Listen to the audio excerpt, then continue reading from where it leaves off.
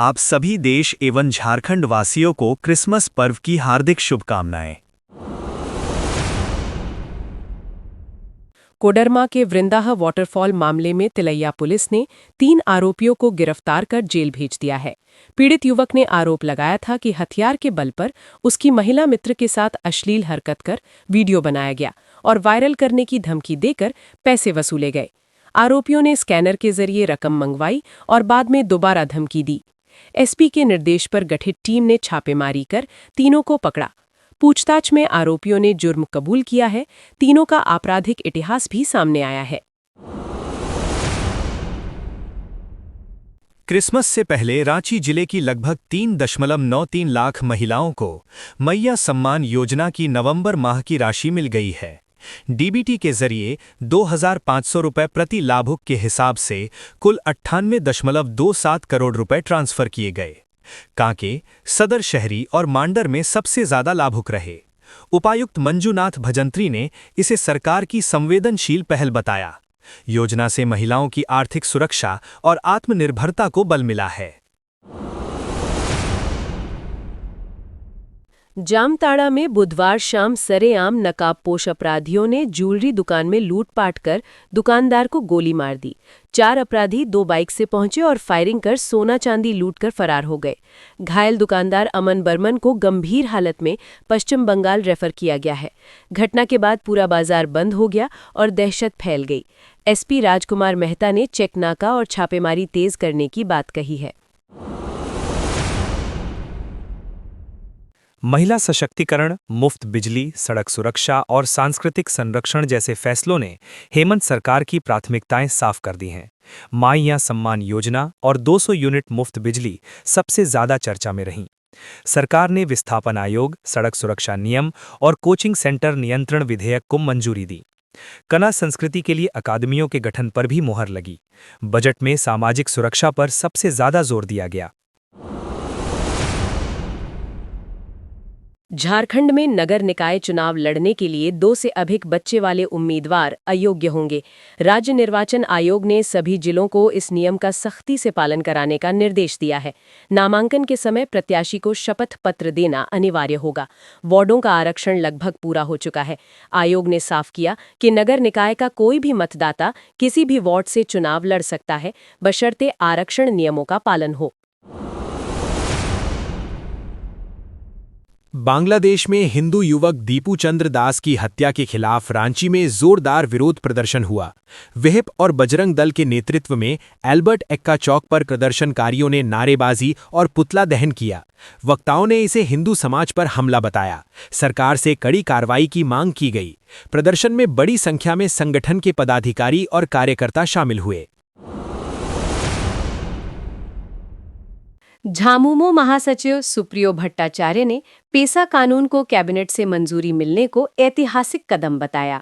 उन्होंने कहा कि ये सिर्फ कानून नहीं, आदिवासी लोकतंत्र की आत्मा है। बीजेपी पर वर्षों तक पेसा लागू न करने का आरोप लगाया।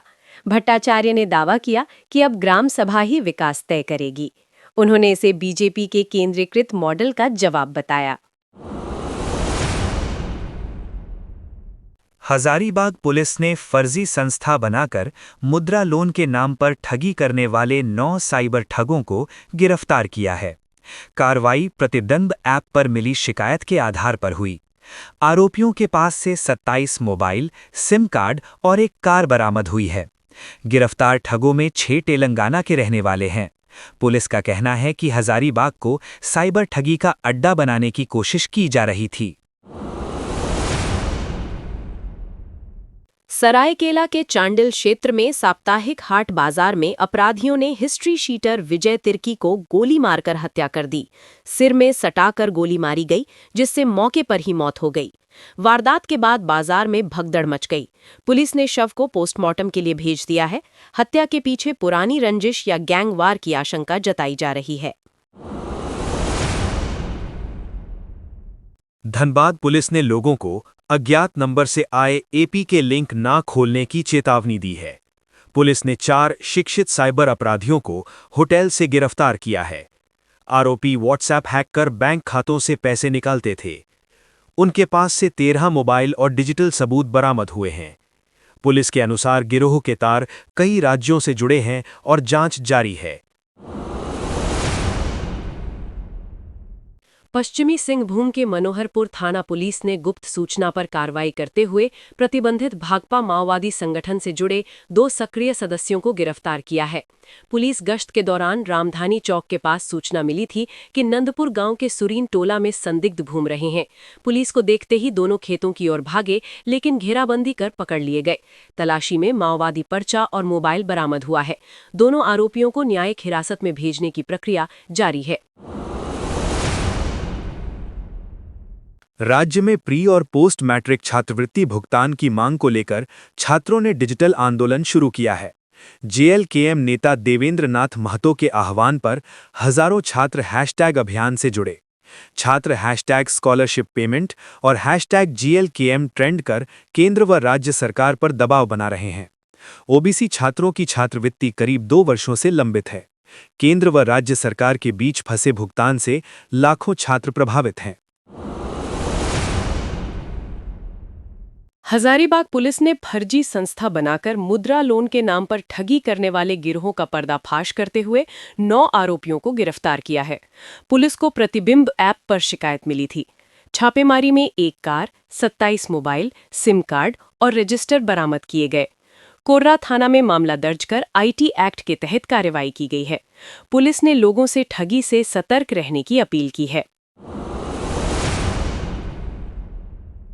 पूर्वी सिंहभूम के बहरागोड़ा थाना क्षेत्र में 17 वर्षीय किशोरी का शव घर के पास पेड़ से लटका मिला है। मृतका की पहचान जोवा मांडी के रूप में हुई है। परिजनों की नजर पड़ते ही घर में कोहराम मच गया। पुलिस ने शव को पोस्टमार्टम के लिए भेज दिया है। आत्महत्या के कारणों का फिलहाल खुलासा नहीं हो सका है। पुलिस सभी पहलुओं से जांच कर रही है। पाकुड़ के बैंक कॉलोनी में चोरों ने एक बंद घर को निशाना बनाकर लाखों की चोरी की है। घर में फ्रिज, एसी कंप्रेसर, अलमारी का सामान ही नहीं बल्कि बाथरूम के नल और बिजली की वायरिंग भी उखाड़ ली गई। ये मकान सिविल सर्जन जयंतो शुक्ल का बताया जा रहा है। सूचना पर नगर थाना पुलिस मौके पर पहुंची। पुलिस सभी पहलुओं से जांच में जुटी है। धनबाद सदर अस्पताल में स्वास्थ्य मंत्री डॉक्टर इरफान अंसारी ने खुद ओपीडी में बैठकर मरीजों का इलाज किया। उन्होंने कहा कि स्वास्थ्य व्यवस्था में लापरवाही बर्दाश्त नहीं की जाएगी। मंत्री ने अस्पताल का निरीक्षण कर साफ सफाई और दवाओं की उपलब्धता पर निर्देश दिए। उन्होंने दिन रात औचक निरीक्षण की बात कही। मंत्री ने कहा कि राज्य के सभी अस्पतालों में सुधार उनका लक्ष्य है। दुमका के शिकारीपाड़ा थाना क्षेत्र में प्रशासन ने करीब 2000 सीएफटी अवैध बालू जब्त किया है। कार्यवाही अंचलाधिकारी कपिल देव ठाकुर के नेतृत्व में की गई। गुप्त सूचना के आधार पर छापेमारी की गई थी। सीओ ने इसे संगठित गिरोह का काम बताया है। उपायुक्त ने अवैध बालू पर 0 टॉलरेंस की बात दोहराई है। चाईबासा के मुफस्सिल थाना क्षेत्र में बाइक और ट्रैक्टर की टक्कर में 3 युवकों की मौके पर मौत हो गई। 4 युवक एक बाइक पर सवार थे। हादसे के बाद ग्रामीणों ने सभी को अस्पताल पहुंचाया। डॉक्टरों ने 3 को मृत घोषित किया। 1 की हालत गंभीर है। ट्रैक्टर चालक मौके से फरार हो गया। पुलिस जांच में जुटी है। आरकेएस कंस्ट्रक्शन प्राइवेट लिमिटेड के संस्थापक राम कृपाल सिंह की तबीयत गंभीर बनी हुई है। उन्हें इलाज के लिए पटना के पारस अस्पताल में भर्ती कराया गया है। डॉक्टरों की टीम लगातार निगरानी कर रही है। वे कंपनी निदेशक रंजन कुमार के पिता हैं। उनके नेतृत्व में कई बड़े निर्माण प्रोजेक्ट पूरे हुए हैं। शुभचिंतक उनके जल्द स्वस्थ होने की कामना कर रहे हैं। विनोद बिहारी महतो कोयलांचल विश्वविद्यालय का दूसरा दीक्षांत समारोह 26 दिसंबर को आयोजित होगा। राज्यपाल संतोष कुमार गंगवार मुख्य अतिथि होंगे। 220 छात्र छात्राओं को मंच से डिग्री और गोल्ड मेडल दिए जाएंगे। कुल 74,000 से अधिक विद्यार्थियों को डिग्री प्रदान की जाएगी। समारोह न्यू टाउन हॉल में होगा। विश्वविद्यालय ने ड्रेस कोड भी जारी किया है। खूंटी सिमडेगा मुख्य पथ पर बनई नदी पर नए पुल निर्माण का रास्ता साफ हो गया है और 7 करोड़ रुपए की प्रशासनिक स्वीकृति मिल गई है। ये पुल 19 जून 2025 को भारी बारिश में टूट गया था, जिसे पूरे क्षेत्र की आवाजाही ठप हो गई थी। मुरहू थाना क्षेत्र के पेलौल गांव के पास नया पुल बनाया जाएगा। विभाग के अनुसार जल्द टेंडर जारी कर निर्माण शुरू होगा। तब तक 1.80 करोड़ की लागत से बन रहा डायवर्जन अंतिम चरण में है। पुल टूटने से छात्र, किसान, व्यापारी और श्रद्धालु महीनों से परेशान हैं। चाईबासा के मुफस्सिल थाना क्षेत्र के आचू गांव में बाइक और लकड़ी लदे ट्रैक्टर की टक्कर में 3 युवकों की मौके पर ही मौत हो गई, जबकि एक गंभीर रूप से घायल है। चारों युवक एक ही बाइक पर सवार थे। उधर हाटगम्हरिया थाना क्षेत्र में 2 ट्रकों की आमने सामने टक्कर में एक चालक की मौत हो गई और दूसरा घायल हुआ। दोनों घटनाओं से इलाके में सनसनी फैल गई है। पुलिस ने शवों को पोस्टमार्टम के लिए भेज दिया है। फरार चालकों की तलाश जारी है। झारखंड यूथ कांग्रेस चुनाव में रांची से विजयी पदाधिकारियों ने प्रदेश कांग्रेस भवन से भव्य विजय जुलूस निकाला। जुलूस में बड़ी संख्या में कार्यकर्ता और कांग्रेस नेता शामिल हुए। नवनिर्वाचित पदाधिकारियों को माला पहनाकर स्वागत किया गया। नेताओं ने इसे संगठन की लोकतांत्रिक मजबूती का प्रतीक बताया। कहा गया कि युवा कांग्रेस युवाओं की आवाज को मजबूती से उठाएगी। जुलूस में अनुशासन और जोश साफ नजर आया। झारखंड में शीतल लहर ने जनजीवन को बुरी तरह प्रभावित कर दिया है।